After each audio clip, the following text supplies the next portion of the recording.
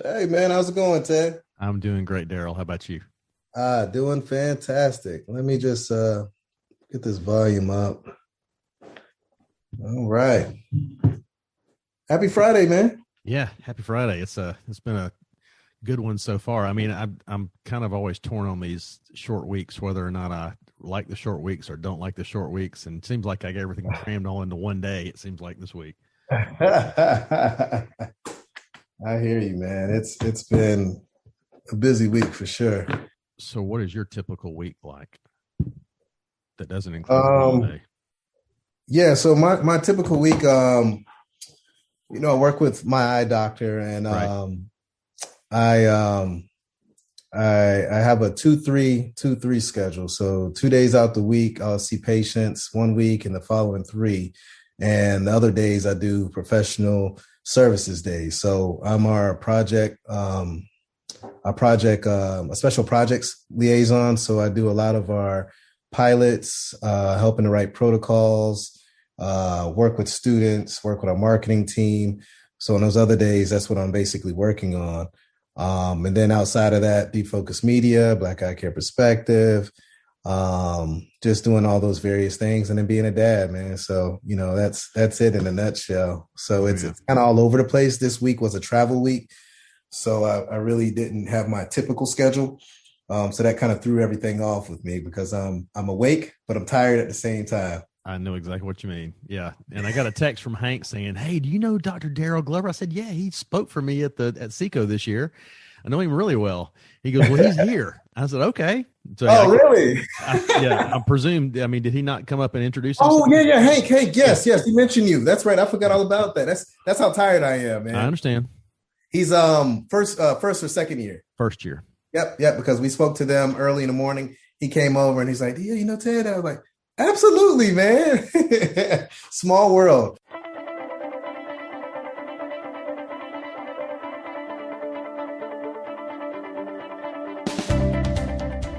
Welcome to the Vision of Leadership podcast. I'm your host, Ted McElroy. This podcast is dedicated to helping you find your wins, have a better quality of life, and become the best leader you can be. Hey, have you subscribed to this podcast yet? Don't miss an episode. They're worth every single thing you paid for them, which is nothing because they're free. I invite you to subscribe to the podcast by hitting the subscribe button. Give us a rating and a review on your specific podcast player. This helps us with our podcast rankings and makes it easier for people to find us. And as always, please support those who help support us.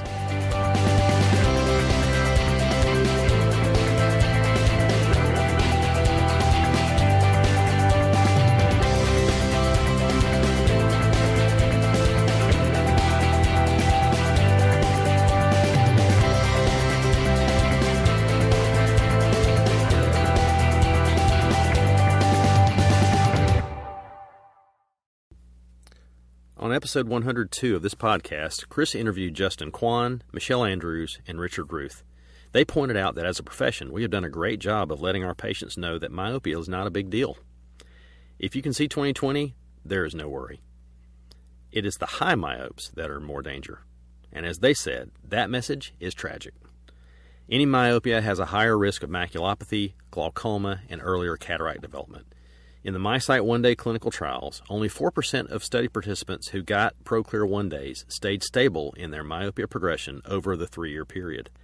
That means you can confidently say, parent, by not going to a system geared to slow the myopia progression, there is a 96% chance your child's vision will get worse. This may take away some of the choice your child has in the future as to how they will correct their vision.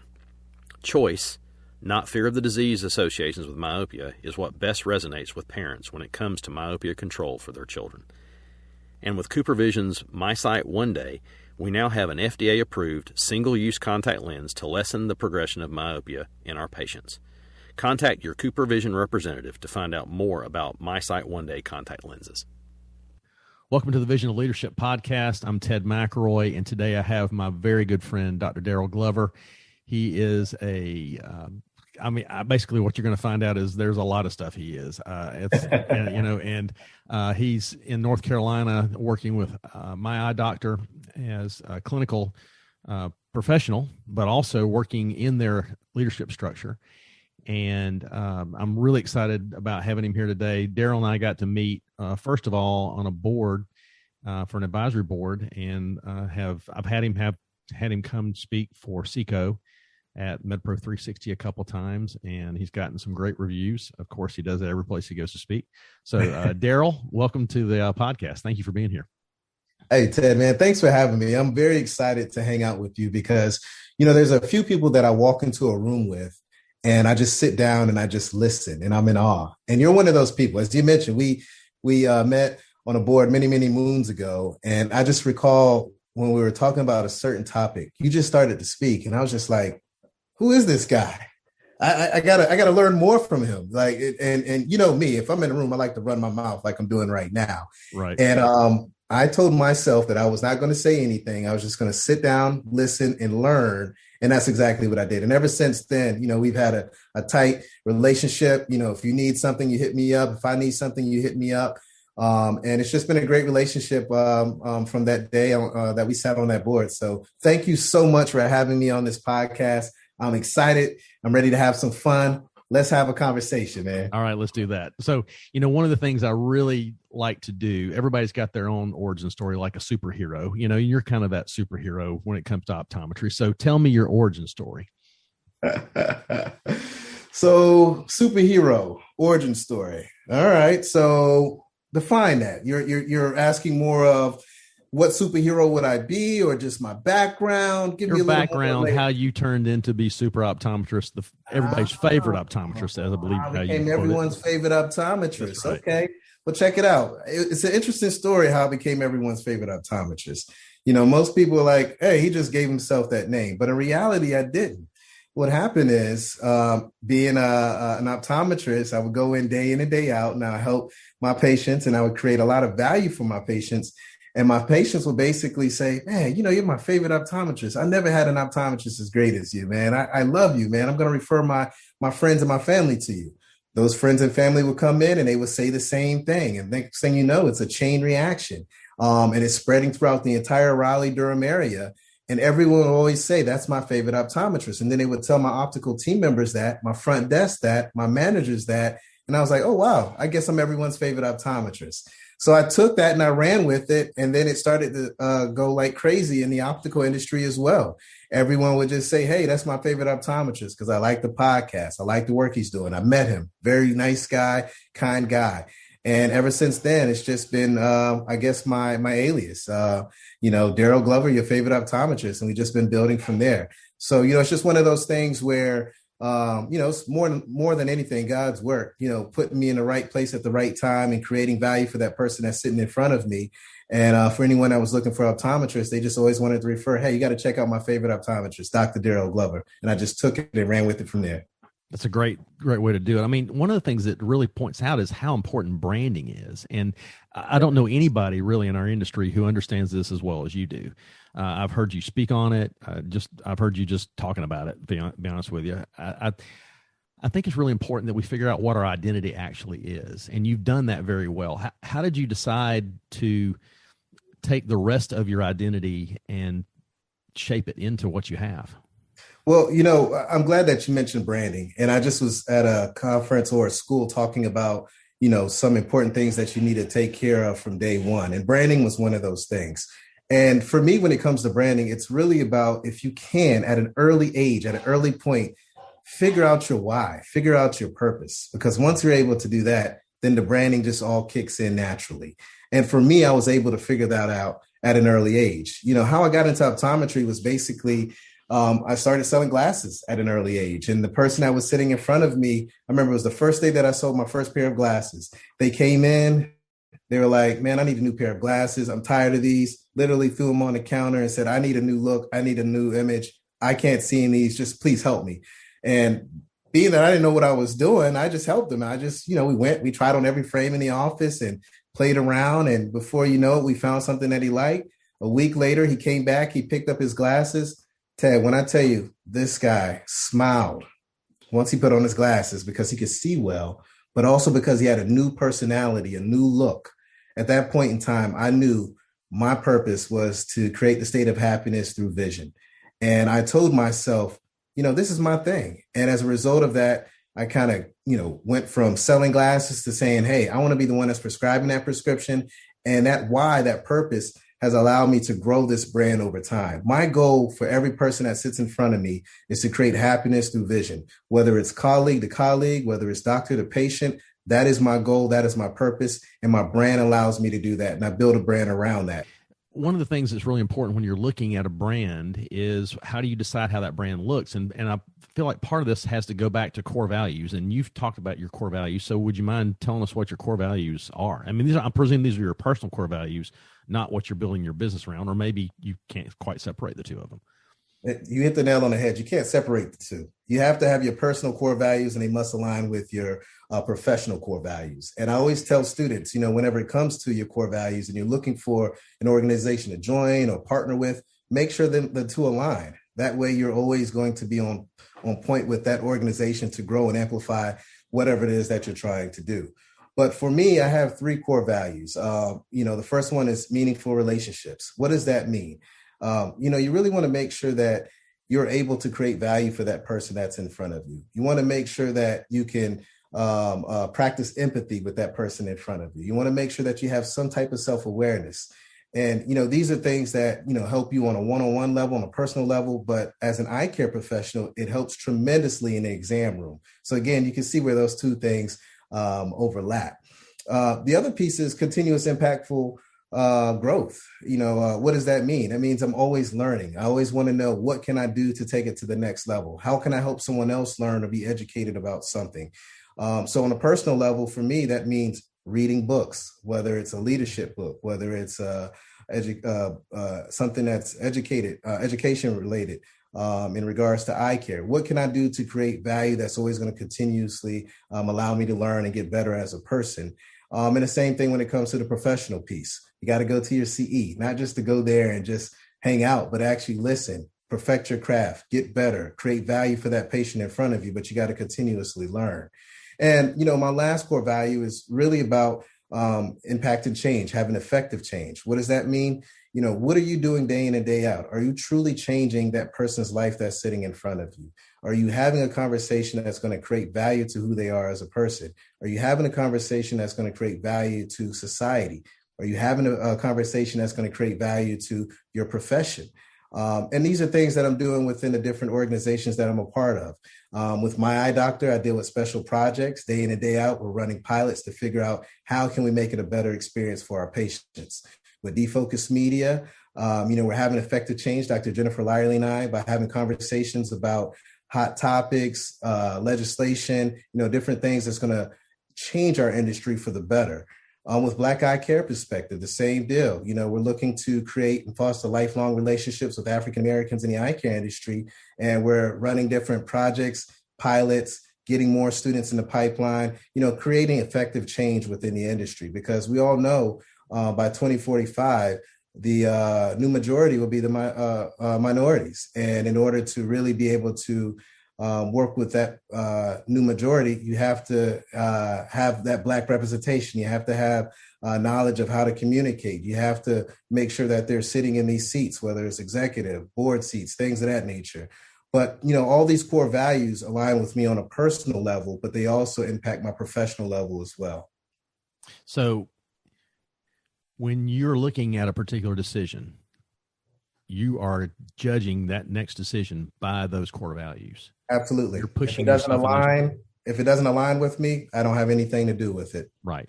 And the one thing that does, I got to presume, is it just makes it really simple when you're getting ready to make a decision of whether or not I'm going to do this.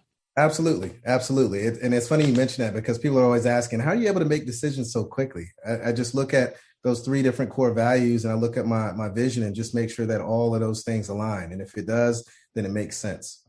Yeah. And for you, that's got to be really helpful, because let's face it, I guess the one question I have is to ask you is, what exactly are you not involved in? That's a great question. Because I think it would be easier to answer that question than what you are involved in, between Defocus Media, with your practice, with your initiative in minorities, with, all the boards you get a chance to speak into. That's got to be something that makes it very difficult sometimes to decide what's the priority right now? And how are you sitting down and figuring out what the time allotment has to go with each thing? And not to mention the fact that, right now, because of how things have gone with COVID, you can't be involved in your mission that you've been doing for years in Africa. Yeah. So, great question. And, people always are asking about that time management as well. And honestly, Ted, believe it or not, everything overlaps because, again, it all aligns with my purpose, right? To create the state of happiness through the art of vision. Each one of those projects that I have are all about vision. It's either, educating colleague to colleague, colleague to patient, doctor to patient, whatever it may be, but everything aligns. So I may have a call where someone's asking about how can we be active in Black eye care perspective? That same call goes into, I want to be on your podcast for Defocus Media. How can we collaborate there? And then the last project, oh, you work for MyEyeDr? That's a large organization. We're interested in getting our product into that company as well. So, those three different conversations can be a 30-minute conversation all in one, and it makes it easier to align in regards to time management. So it's really not a lot of work, not a lot of things, because everything aligns with one common goal, one common purpose, and it makes it easier for me. So what kind of things have you stopped doing in the last, say, 2 to 3 years that you were doing on a regular basis, and now you decided that has outlived its time for me? So I had a clinic out in Nigeria, and prior to COVID, I was in a process of moving locations. So I took everything out of the clinic. Then COVID hit, so I got equipment just sitting there. During COVID, it really allowed me to sit down and just kind of brainstorm. I'm 38 years old. I'll be 39 years old this year. And it allowed me to sit down and think, I need to be with my family. I can't be going back and forth at all times. So my goal was to partner with someone out there to be able to keep that practice moving. With COVID and some of the other things that took place in Nigeria, I wasn't able to do that.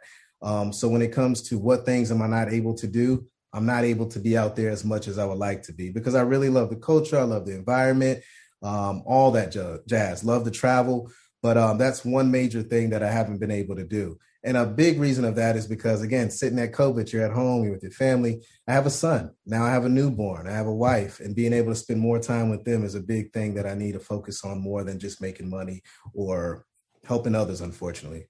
Yeah. And one of the other things that happens, too, because of what you're getting exposed to is you see a lot of new things that are happening in our industry. So what are maybe some of the newer concepts that most people wouldn't have heard about right now that you see is really interesting happening with our profession? Well, I think, something that I think is amazing right now, and I want to see more men get a part of this and join this movement, is definitely ocular aesthetics, man. I mean, this is a big piece of eye care, and I feel like we're sitting on it. I mean, there's no reason why as eye care professionals, we do not own this. We should be the leaders when it comes to talking about lash extensions, eyebrows, IPL, which I know we're seeing more of, but the ocular aesthetic realm, we need to own Botox, all that stuff, because we're the ones that look at this day in and day out. We're the experts. We're trained on this in school. We need to be more in this world of ocular aesthetics. I mean, what are you doing in your practice? Are you doing anything with ocular aesthetics at all? Not so much with ocular aesthetics. We are doing things with some dry eye, with LipiFlow, and of course, looking at the other treatments that we're going to go along with that. One of the things we've been trying to figure out how to do is to try and do more non-covered services. And I know that's become a really big thing, especially with legislatures passing different laws. Here in Georgia, we passed a law this year, or last year actually, and signed into law of the ability to not have insurance companies dictate whether we could do something at a certain price if it was a non-covered service. We can charge whatever we need to do because it's a non-covered service. But, one of the particular vision plans has decided that the way they're going to word their contract kind of circumvents that. So we're working through it with GOA. And but those things are very important to me, not just because of the money that it brings in the practice, and that's nice. But if they slash our reimbursements, it makes it not worthwhile for the patient to have anymore because we can't afford to do it. And that's why it's so important that we're looking for some of these non-covered services and they stay in that realm. It just always seems like, just about the time you really get into it, somebody slashes the price and it really doesn't, give you the benefit of doing it for anybody anymore. But as ocular aesthetics goes, I've got a guy literally half a block away from here who they started just doing eyelash extensions. His girlfriend's business he helped front, and they become a supplier and went from supplier actually to a purveyor of education of how to do eyelash extensions in the right way. They've asked me about opinions on what I have about it, and they're supplying more education now than they're actually doing on materials. And they've really done quite well with their business because of it. And you see it, and I love that. But just imagine if we had ownership of that. If we had someone in our practice that could do that day in and day out. You know, this is something that doesn't have to involve insurance. This is a cash paying patient. This can grow your practice and build it into something else. See, the one piece that we have to realize is that with Eyecare, we've been blessed to have that medical component, but also the retail component. And right. If you're able to marry both of those perfectly, your practice will thrive. Your patients will be marketing tools for you day in and day out because everyone is concerned about their look. Women love to look great. Men love to look great. It's not just women. Men are big into this as well. I have tons of men coming in asking questions about their eyelashes. I have men coming in asking about colored contacts. I mean, there's so much that we can do in regards to this this sector. But I just feel like we're not truly owning it. There's a few folks in our industry that has taken this by storm, and they're doing fantastic. Dr. Janelle Davidson, she's doing an amazing job. She's actually in Georgia, right? And she's doing an incredible job. I mean, she actually has a spa in her practice. And I'm just thinking, why can't we own that? Why can't we take advantage of that? And we all know all the implications of what makeup does to dry to dry the eyes out and the damage that it causes. So we are truly the experts when it comes to this. So I just would love to see us have more ownership in regards to that. But that's one of the game-changing things that I'm seeing right now in the industry. So when you're looking at these different things to do, you've got to figure out a risk to a certain extent. How do you decide what's a good calculated risk versus what's a bad calculated risk? Wow. Loaded question there. I'm a firm believer of really working with people that have done what I want to do and learning through their mistakes and their experiences and having mentors that have excelled in this.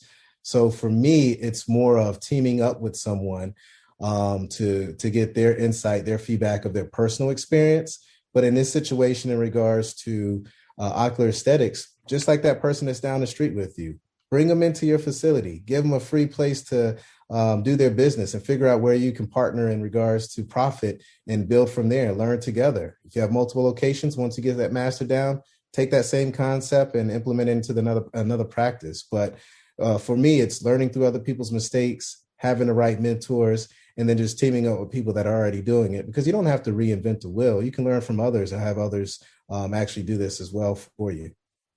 So how do you identify this? I mean, we're going to make this a little bit more general. How do you identify what trends are going to become the next big thing?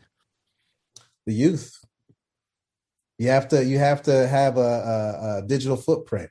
You have to hang around young folks. Young folks, they're the future. They know what's going on. The students, whether optometry students or outside of our profession, you have to have your footprint on their playground. It shouldn't be a surprise that dry eye is a big deal right now. If you look at how the youth were using their eyes with looking at iPads, cell phones, gaming, things of that nature, you would know that there will be a big market for dry eye. There will be a big market for myopia control. These aren't things that, everyone should be like, oh my goodness, I can't believe this is going on. Just look at the youth, look what's going on. And they're always going to dictate what the future is. So for me, I always keep my foot on the ground with teenagers, with kids. When they walk into my office, I'm asking them what's going on, what's hip, what's new, things of that nature. Now I actually have an in-house expert. My son, he's 4 years old, so I can slowly watch and see what he's doing and what he's learning. And that's going to help me predict, what's going to be a latest or greatest trend down the road and how I should practice in my office and what to look for and prepare for it so that, the practice is financially lucrative down the road. And that's one of the things that becomes a little more challenging too as we age. I mean, your son, 4 years old, you've got a long runway to see that kind of thing. My kids are 23, so they're adults now, and kind of adults. But they're growing into that part, and the thing that they see as neat and cool is going to turn into more of, well, I'm going to have a family of my own, so I don't have time to do all that cool stuff anymore. So it's really incumbent upon us as practitioners to continue to stay plugged in when it's kind of harder to stay plugged in. So how would you recommend to somebody to do that from the next level? I mean, is it one of the things you do is obviously getting involved with the schools and talking to the youth actually that are going through optometry programs. How easy is it to make that connection? Well, it's pretty straightforward, man. I mean, number one, I feel like you should have a presence on social media, just simply because you have to, again, play on their playground. But I think the easiest approach, honestly, Ted, is being a mentor. You know, a lot of people feel like when you look at mentorship, the mentor is the one that's giving all the advice and educating and telling that student or whoever it is what they need. But in reality, when I mentor students, it's the opposite. I'm taking so much information from them. I'm learning so much from them that is helping me become a better person, a better physician, and able to navigate through this difficult landscape of optometry in a better way because I'm actually listening to them. So I think when it comes to, you know, how can you understand the trends and things of that nature, just look at you being a mentor, but also look at in that same relationship, you being a mentee as well, and take in as much as you're giving to that person as well. Right. I mean, because if as a mentor, how are you going to know what best to tell them if you don't know where they're living? You're not going to be able to reach them because you're not going to be able to say the things that they need to hear at the right time unless you're making that connection. So it's extremely important. I want to shift gears a little bit and get into our two nerdinesses on podcasting. Okay. You've been involved in podcasting for a couple of years now, and you've got a great podcast with your partner, and you guys actually have more of a network of podcasts. It's not just one; it's a network of podcasts. Correct. Tell me, what are some of the best lessons you've learned from some of your guests? Oh, wow. Well, I had a guest that was on not too long ago, and it was really about treating that person in front of you unlike any other. And what he stated to me, I believe it was Robert Bell. He said, treat that person as if they're going to die today. Wow. Yeah. And he said that simply because, you know, you never know what that person that's in front of you is going through. You don't know if they just lost someone. You don't know if they just got in a car accident. You don't know what's going on with them. You don't know if they're going to pass after they leave your office. But treat them as if they're the last person that you're going to have a conversation with. And if you do that to every single person and give them all the attention, all the time, all the love, all the respect, you will never go wrong in patient care. That to me was one of the most powerful moments that I think I've ever had on a podcast, just hearing that in general. You know, when you're looking at, I mean, again, we talked about this earlier, it's how much more you get out of these experiences versus what you get out of, you know, just listening to the podcast, because now you're literally involved in it, but you're literally involved in the process of the learning, you know, because you're drawing out information that they might not have necessarily said. I mean, you know, a lot of times it's also a little more difficult, especially when you've got a personal relationship. I've found that sometimes doing these interviews with people that I know well, it's a little tougher because you're trying to, you know, say things that everybody needs to know without digging into some of the stuff that maybe people wouldn't get the joke. You know what I mean? So what have been some of the more challenging interviews that you've done with your podcast? Yeah. You know, some of the challenging ones have been really, you know, working with a lot of brands and then developing meaningful relationship with these brands, putting them on a hot seat sometimes, man. You know, like if there's something that's going on and you have a different perspective of what they're doing, it can be a little uncomfortable to ask that tough question. And, you know, there's been several times that I've been in that position and it's been tough, but, you know, you just got to ask and, you know, you ask, and sometimes that podcast doesn't end up going live, especially if it was a branded podcast. But you got to stay true. I mean, the one thing that Jen and I both told each other when we started the Defocus Media podcast was that if it's not fun or if we're not authentic, we need to stop the podcast. So every podcast that we do, we want to make sure that we're enjoying ourselves and we want to tell the truth. We don't want to just do something because we're getting a check or because we're getting some type of additional service or something like that. We do podcasts because we want to bring the real deal, want to be authentic, and we want to ask the tough questions.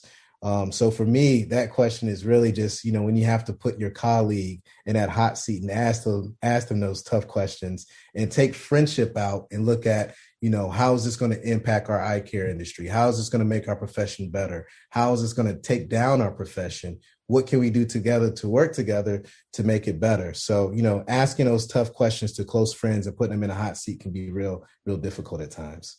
I agree. Boy, it does get a little touchy from time to time. And one of the touchier topics, and I'm going to maybe take a little bit of the touchiness out of it. There seems to be always this commercial versus private practice discussion. Yes. Why can't this discussion be commercial and private practice? I'm a firm believer in the law of abundance. There's plenty enough to go around for everybody. And with that being the case, why can't it be both? What do you think is the barrier from this discussion becoming a and discussion versus it being an or discussion? Yeah, great question. And honestly, I think, corporate, private, whatever you want to call it, I think we should just call it optometry. I think we've given too much power to names, and people will look at corporate as better, private as being better, and I think we've given too much power to that. I think the big barrier, and I hate to say this, but it's the truth, is the school system. The schools have always stated that private practice is superior than corporate optometry, and at the end of the day, there's going to be a practice setting for every demographic that's out there. And we all should have one common goal to help patients live their best lives and for them to be able to see and have the tools and resources to be able to be successful in life when it comes to the eyes. I mean, what we have to look at is that we are the gatekeepers to the healthcare system. And if we don't work together as a team, and if we don't educate students that we are just one team, not separate teams, we're going to continue to see this path take place. So for me, I do feel that, some schools are barriers for this because they're big into private practice, and that puts shame on corporate optometry, when in reality, what you have to look at is we all need to work together to solve that one common goal, and that's to help the world see a brighter, better, and clearer place. So to put a spotlight maybe on some of those, what schools do you see that are doing a better job at that? Because you get a chance to jump into a lot of schools. Oh, yeah, absolutely. Absolutely. Well, one school that I would say that has a great perspective of, combining the best of both worlds is the New England College of Optometry. Dr. Howard Purcell, I think academia needed him. And the reason why I say that is because his background is completely different from any other background in eye care and academia when it comes to that dean setting, at least from my knowledge. Him having a background of being in industry, that was huge because, number one, it changed the dynamic of I've worked with private practice, I've worked with corporate optometry. They both are doing the same. And it also opened up the door to more funding from both of those ends. Mm-hmm. So if I had to pick a school, I would say the New England College of Optometry. I also would say my school, Pennsylvania College of Optometry at Silas University. I think they have done a great job of really welcoming any vendors in to be able to talk to the students and participate with the students, whether private or corporate. I think they have done a great job with that. And I'm not saying all schools, but I'm just saying, historically, there's been a big barrier at that school level.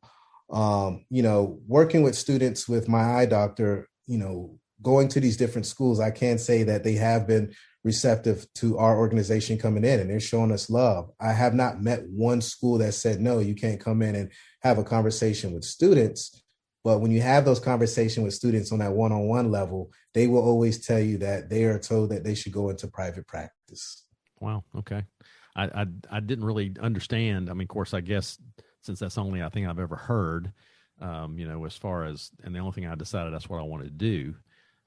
But I've never heard anyone put it in those terms before. And so I'm appreciative of the fact, though, that at least people are realizing that optometry is optometry. It doesn't matter where you're practicing it, it's how you're practicing it. That's it. And that's the thing that we all need to get ourselves in the right mind for. I think also I just had a great visit. I just had a great visit at UPike, and Dr. B down there and his team, they welcome me and my team there kindly, warmly. And it was a fantastic facility, fantastic school, want to partner. They just care about optometry. They care about the students. They care about, them getting out of school and being able to find a practice modality that's going to accommodate their needs, somewhere that they can go, learn, grow, build a career, and do something special in the eye care. So, if I had to pick my tops, man, definitely New England College of Optometry, PCO, where I come from, and UPike, all great leadership in all of those organizations. And I love it. And, this is where I get in trouble with podcasts, right? The more and more I sit down and I think about this and I think about my relationships, these are just tough questions. You put me on the spot, right?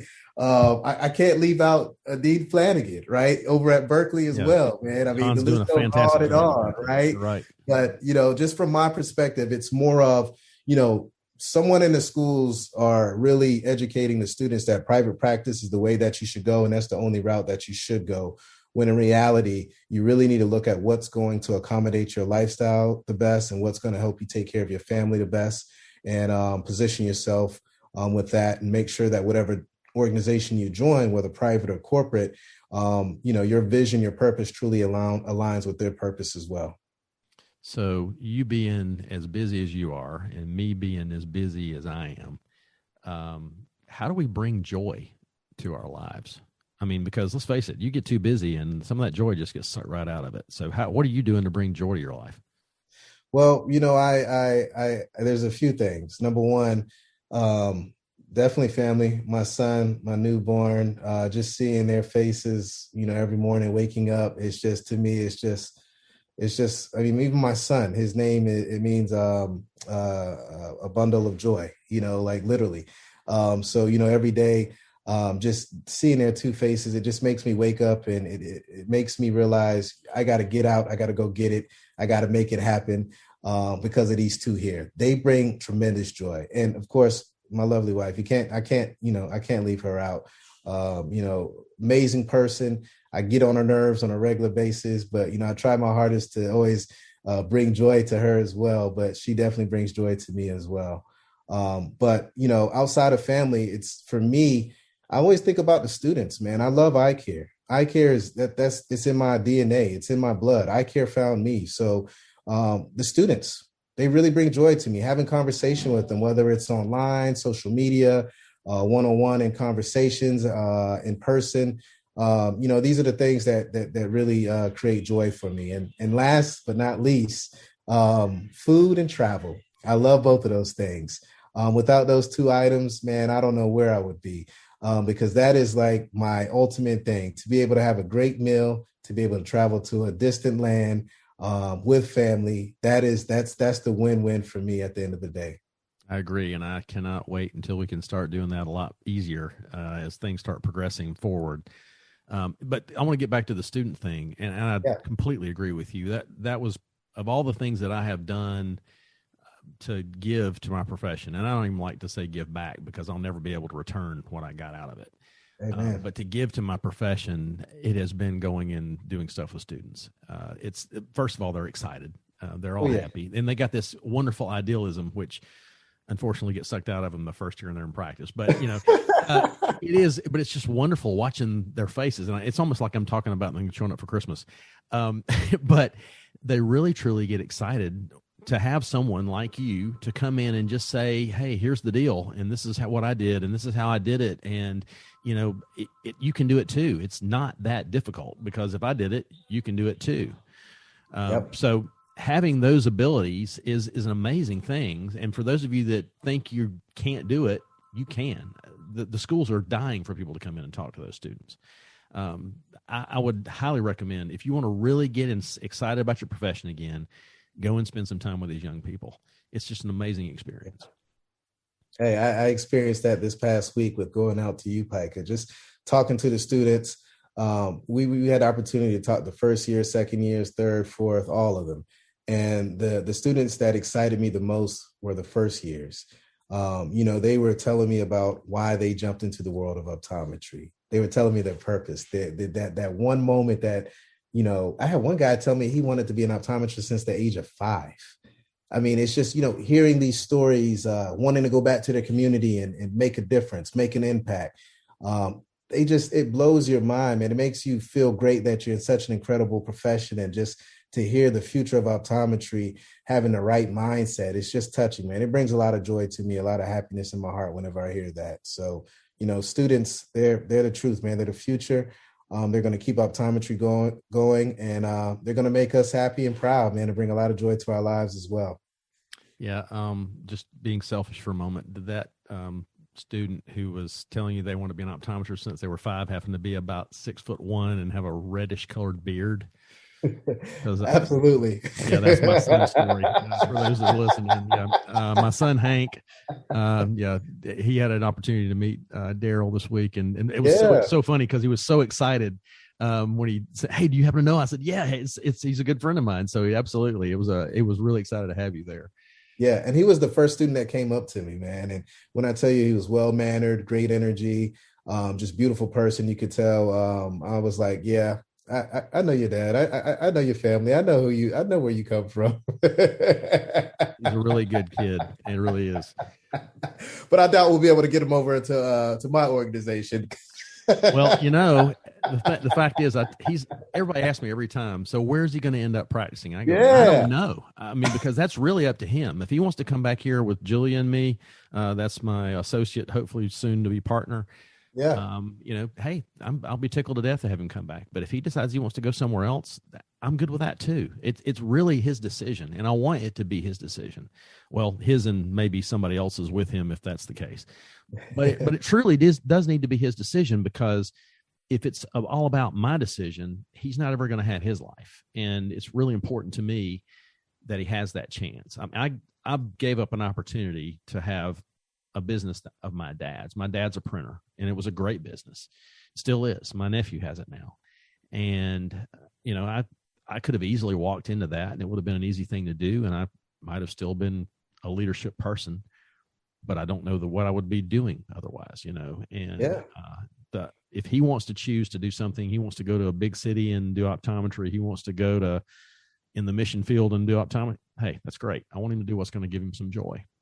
Hey, you know what, Ted? I want to reverse things. I want to be the host here on your show. All right. I want to take over your show. This is the Darryl Glover takeover. So this is the deal, man. The one thing that I love about you, Ted, is your leadership. And what you just said is, in my opinion, a leader, right?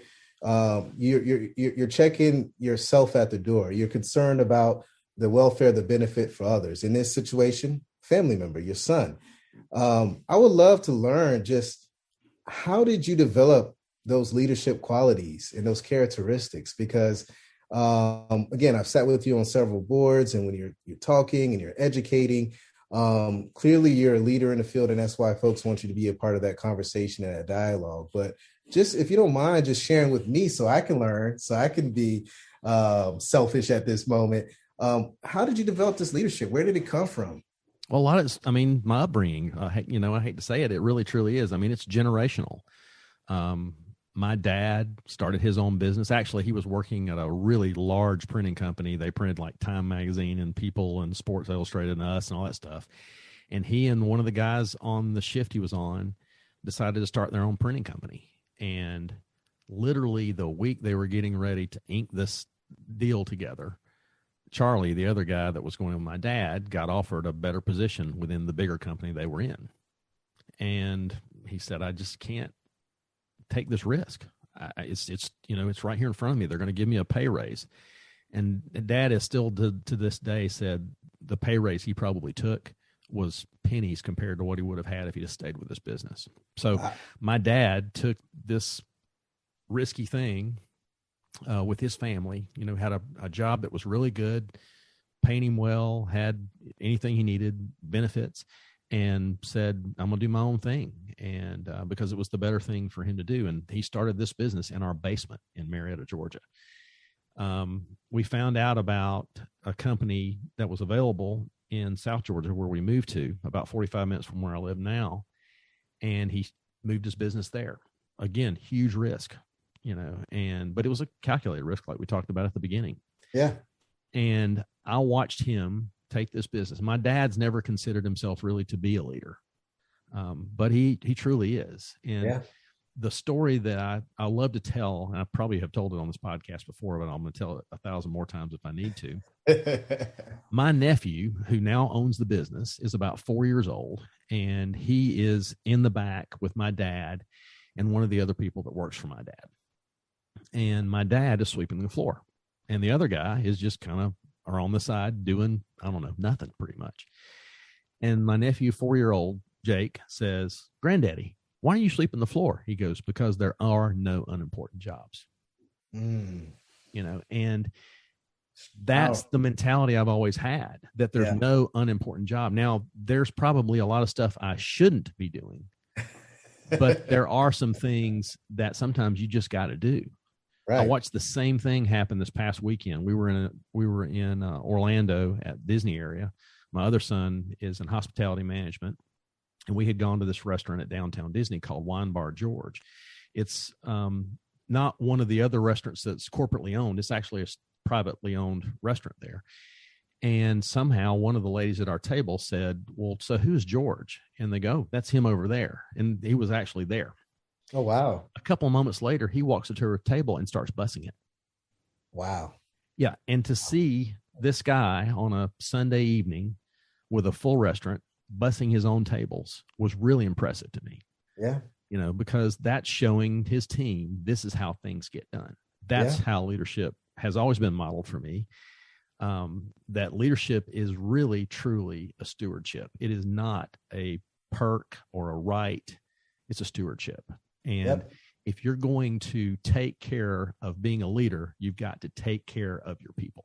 Absolutely. Absolutely. Absolutely. And I love that. And, just putting it into the Eyecare world and perspective, just looking back at COVID-19 last year, 2020, this is the time when leaders really were there, when they really showed up. I'll give you a prime example, at least in my organization. I remember we all went home. We stayed at home until our leadership, our management team figured out the best direction to go. And, they took care of us. We were paid, all that other jazz. And at that time, when we were starting to come back into the office, it was just the doctor and the office manager. And the doctor and office manager worked day in and day out to build up that practice to be able to bring back each team member in the office. The doctor, the manager, they were everything. They were the front desk, the doctor, the technician, the optical sales consultant, the janitor, answered the phones, everything. And we were able to bring back the office by just doing what you said, serving for our team members, creating value, just leading the organization. And it was just touching, man. There was no job, and to this day, there's no job that's big for anyone that's in our organization. Whatever needs to be done, we do. We check our egos at the door, and we make sure that we work together as a team, as a family, and we are leaders as a whole. And, I think that when you exhibit that type of leadership, you basically are creating people who will charge the gates of hell with a water pistol for you. Yeah. I mean, they truly will. And because they know what you're putting yourselves through to do it for them. We all have a whole bunch of car payments that we make. We all have a whole bunch of braces we put on kids. We put roofs over people's heads, shoes on kids' feet, and they're not even our children, And because we know truly deep down inside also that if we mess up, it messes it up for everybody else back at the office. Yeah. Yep. Yeah. It's I honestly feel Eyecare professionals, and this is my personal opinion, but I look at us as the leaders of healthcare in general, just simply because, with our profession, again, we're the gatekeepers into healthcare, and the things that we find can change that person sitting in front of us lives that, a PCP may not be able to see right away. So when it comes to healthcare, I do strongly feel like we are truly the leaders in healthcare. I completely agree. So I want to be really respectful of your time because it is Friday afternoon, and, baby brain and everything. So as we're closing up, what is it that you would want to leave everybody with as this last thought from Darryl Glover? Yeah, for me, I just really want everyone to, it's a couple thoughts if you don't mind. No, go ahead. Number one, you're never too old to really, truly find your purpose. Find your purpose in life. Find your why. Some people feel like they never will reach that point or find that, but it's never too late. Look for it. If you're not happy, you probably haven't found your purpose or your why. Figure that out, because that will elevate your life and take it to the next level. The other thought that I really wanted to leave is we have to do better when it comes to diversity, equity, and inclusion. We have to do a better job. And again, being leaders in healthcare, I think in eye care, we can really make that change. We have to look at, the demographic that we serve, the public that we serve, and being that the United States is becoming a big melting pot, we have to make sure that we're prepared for that. And in order to prepare for that, we have to really learn different backgrounds. We have to accept different backgrounds. We have to work with different backgrounds. We have to have products to accommodate the patient base, the demographic that's in front of us. We really have to do a better job in regards to incorporating diversity and how we practice and serving that diverse crowd as well. So that's it, man. Just find your purpose and your why, and make sure that you really accept that diversity is here. It's not going anywhere. And the sooner that we accept it and embrace it, the better the world will be and the better healthcare we'll be able to provide for our patients. Well, we just barely scratched the surface of you, Darryl. So I want to make sure I left plenty to bring you back for. So I really appreciate you being with me this afternoon, and I know our audience is going to get a ton out of this, and I've gotten a ton of this, as I always do with you, Darryl. Thank you. Yeah, man. Well, thanks, Ted, and thanks for everything that you do. Keep up the great work, man. I always look forward to chatting with you and learning from you, and if I can be of any help, any service, any value, feel free to reach out to me. Thank you again for giving me the opportunity to chat with you and your crowd, man. You have a great one. Thanks, brother. Appreciate it.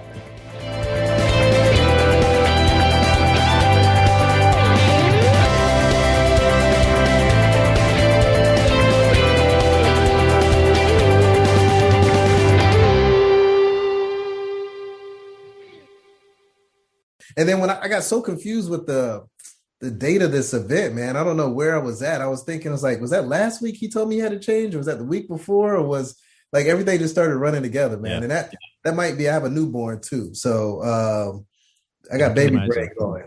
Yeah. I understand. I totally understand. I'm thankful that I don't have to go back through baby brain ever again. Oh man.